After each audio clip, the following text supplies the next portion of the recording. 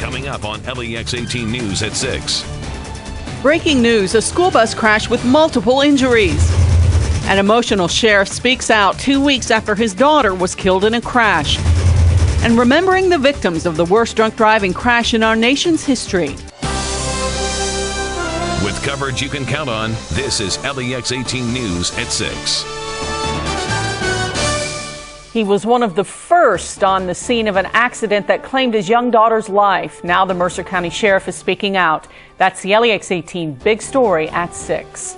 Good evening, I'm Nancy Cox. And I'm Kevin Christopher. Thanks for joining us at 6. We'll have more about the big story in just a moment, but first we've been covering some breaking news in Laurel County. That's where a school bus has crashed and several students are hurt. It happened on 25E near Ferriston Road. Bianca Spinosa joins us live from near the scene with the breaking details.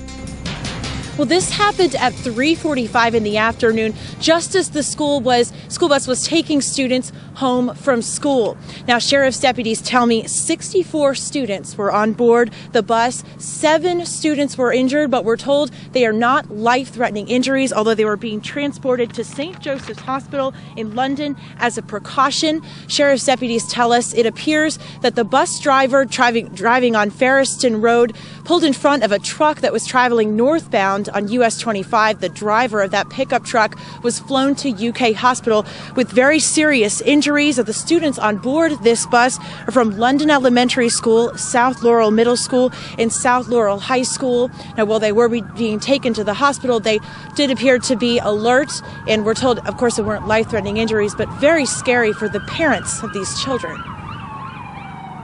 They did a good job getting them all off and making sure everyone was where they needed to be. He's got a problem with his knee, he said.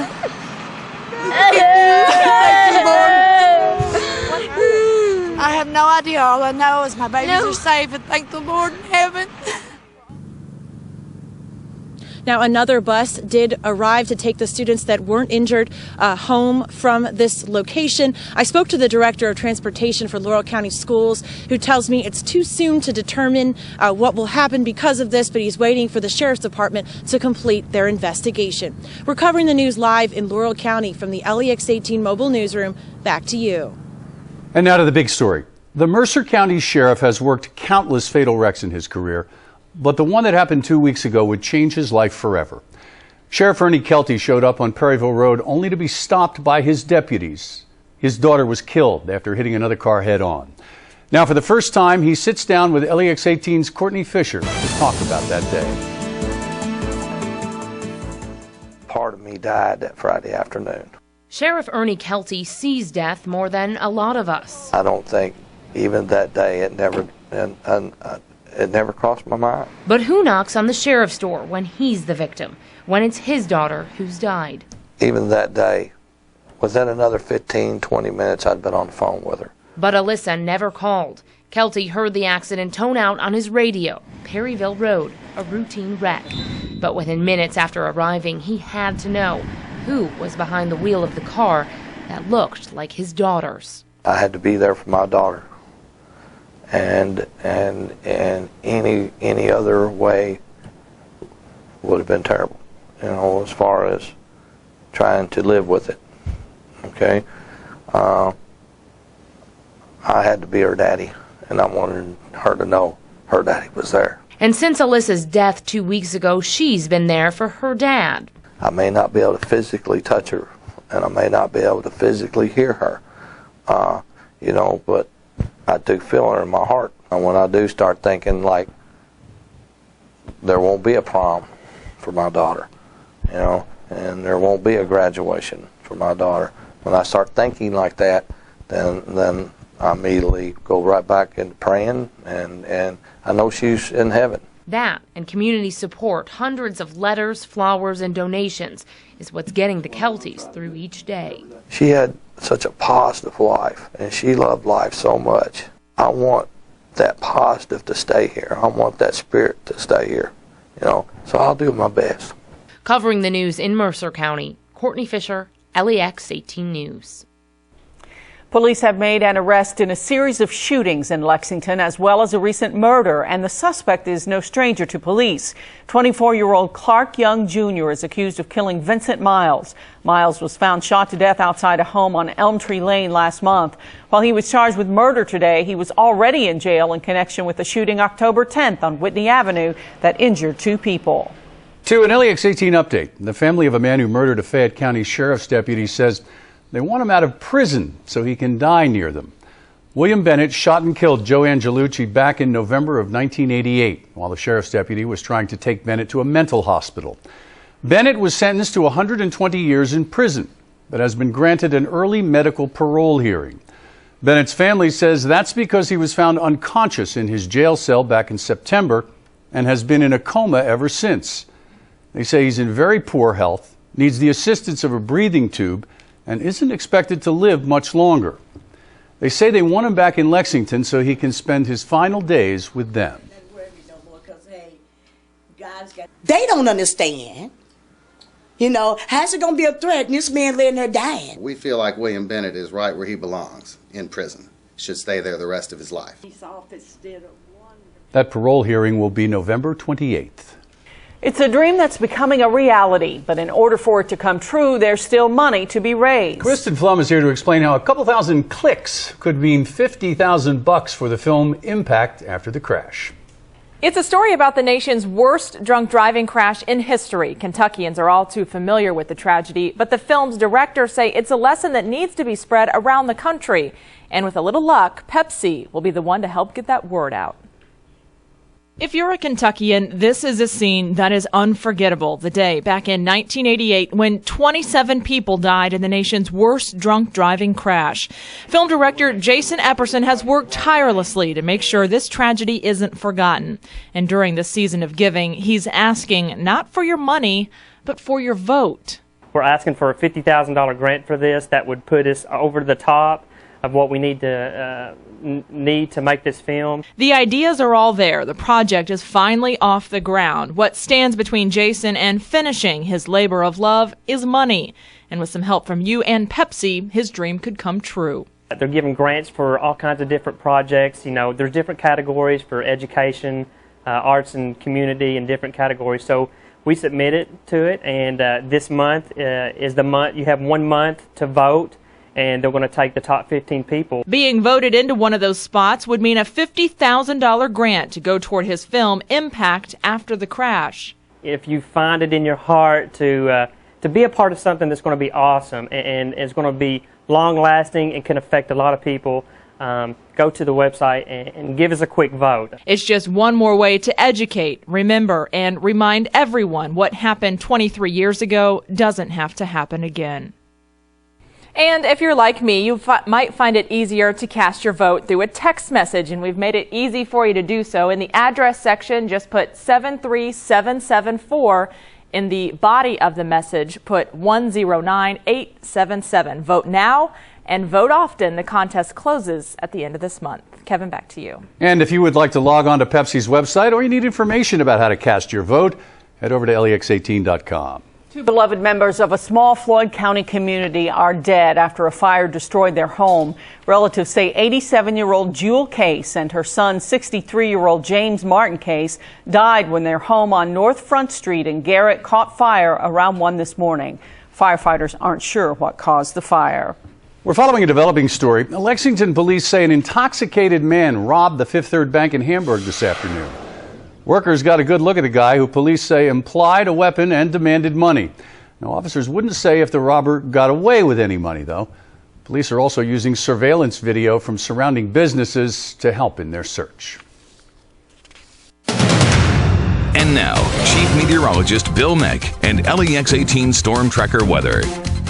Your day started with sunshine, but then the clouds moved in middle of the day, and a few of those clouds have had just enough oomph that you can see some stuff dropping out of them. A lot of it's what we call virga. It's evaporating on the way down, but a couple of folks May still see a sprinkle. We got one batch going southeast out through Hazard, another batch coming up northwest. You notice they're about equal distance away from the radar. That indicates that a lot of that is evaporating on the way down. But a couple of folks could see a sleet pellet or even a snowflake from this. You see it rotating south out of Indiana. Temperatures are marginal for that, but it's pretty cold aloft. You're talking about readings now down to 41 already in Lexington. Frankfurt is the same, 43 Monticello, Somerset, and London. Campbellsville comes in at 42. It'll be a clear night. It will be a cold night. The winds will eventually go calm. Say hello to temperatures in the upper 20s by morning, and say hello to one more cold day on Veterans Day. But your weekend follows, and it does warm up. We will talk about that in a minute. All right, Bill, thanks. We want to tell you about a pretty big traffic impact right now. Let's show you the LEX-18 traffic tracker. The camera pointed at Versailles Road at Man-O-War Boulevard. This is right in front of the Keeneland entrance. We're talking about 2 wrecks here, actually. Yeah, there's a picture of one of them. That one looks like it's inbound, US 60 eastbound there. That road is blocked. You can expect delays for the next hour. Another one right across the street on Versailles Road westbound. And we're told that traffic is backed up from Keeneland to the Castle inbound because of that wreck right there, and at least one person is being taken to the hospital. Again, 2 wrecks right near Keeneland and Man-O-War Boulevard. So if your travel plans were taking you in that direction this evening, give it another hour or so before you take off. John Calipari picked up another big-time recruit today. Mary Jo Perino is live at Wildcat Warehouse in Fayette Mall with more. This one's exciting, guys. 5-star forward Alex Poitras kept his college choice under lock and key. In fact, Kentucky wasn't even thought to be the favorite for him, but that is until he put on a UK hat today. The 6'7" forward announced he's coming to Lexington this afternoon at his high school. Poitras is ranked anywhere from the 13th to the 17th best player in America, depending on which service you look at.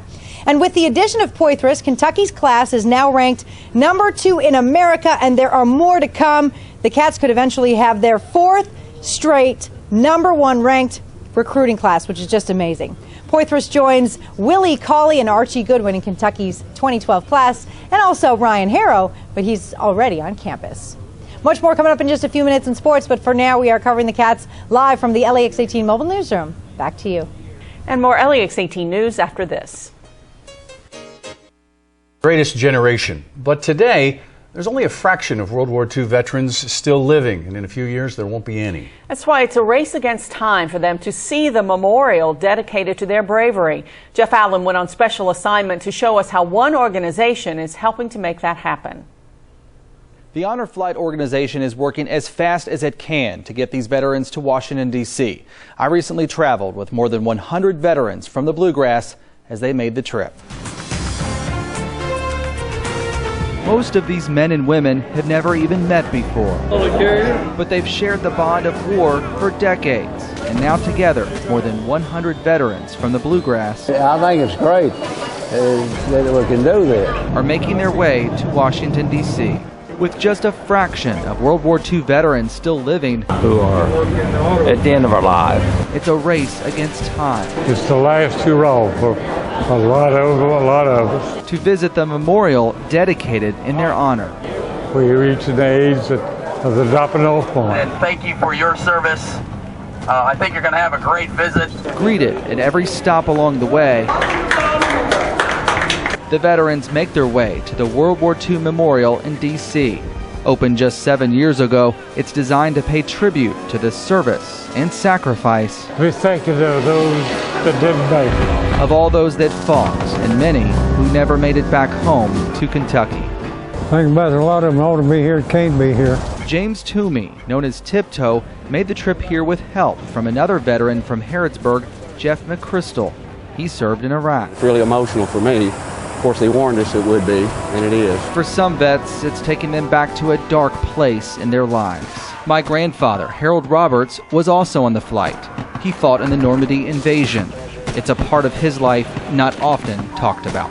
But you just hope it don't bring back memories. Painful memories. It's hard to think of those things. That the memorial is now helping them come to terms with. Had a wonderful marriage and family, and I'm thankful that I could do that, and I regret that others could not. And then, at the end of a long day, they were greeted with hundreds of people back in Kentucky for a hero's welcome home. I don't think I could ever be that brave or courageous, and I just really appreciate everything that they did and putting their lives on hold so that we could live ours.